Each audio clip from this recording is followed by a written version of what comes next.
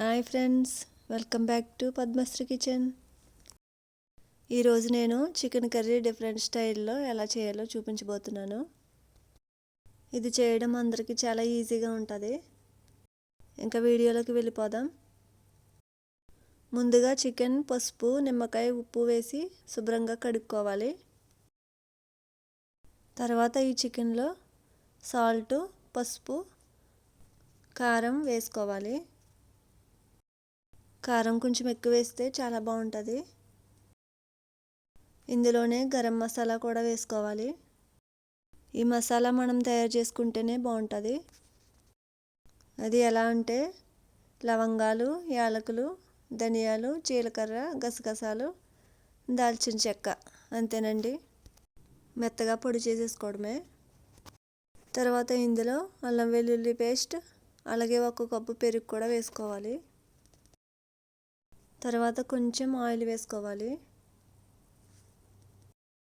ఇవన్నీ మొత్తం ముక్కలంతా పట్టేలాగా బాగా కలపాలండి.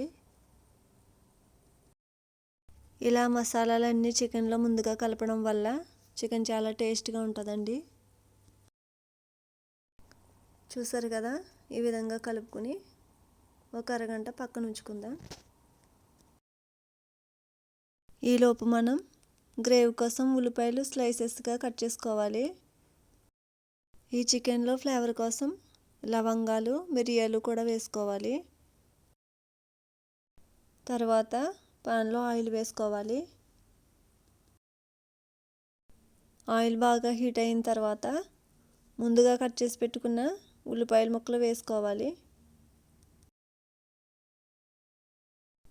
తర్వాత ఇలా ఒకసారి కలుపుకొని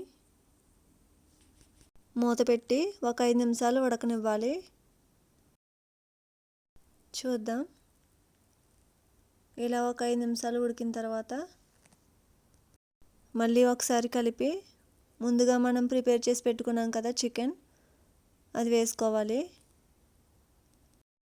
అరగంట చికెన్ ఇలా నానబెట్టాం కదా, ఉప్పు కారం అన్నీ పట్టి చక్కగా టేస్ట్గా ఉంటుందండి చికెను. తర్వాత చికెన్ మొత్తం బాగా కలపాలి. ఇలా మొత్తం అంతా బాగా కలిపిన తర్వాత మూత పెట్టి ఉడకనివ్వాలండి. మీడియం ఫ్లేమ్లో మాత్రమే పెట్టాలి, లేకపోతే అడుగంటుతుంది.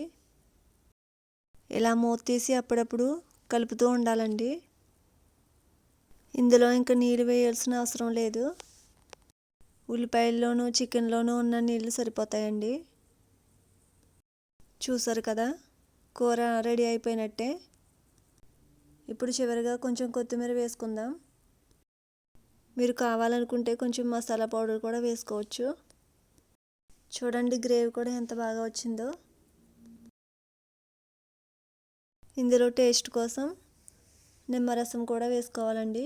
కొంచెం వేస్తే సరిపోతుంది, ఎక్కువ అవసరం లేదు. ఆఫ్ చేసే ముందు ఒక 4 పచ్చిమిరపకాయలు వేసుకోండి. అంతేనండి, చాలా సింపుల్ కదా. మీరు ఒకసారి ట్రై చేసి చూడండి.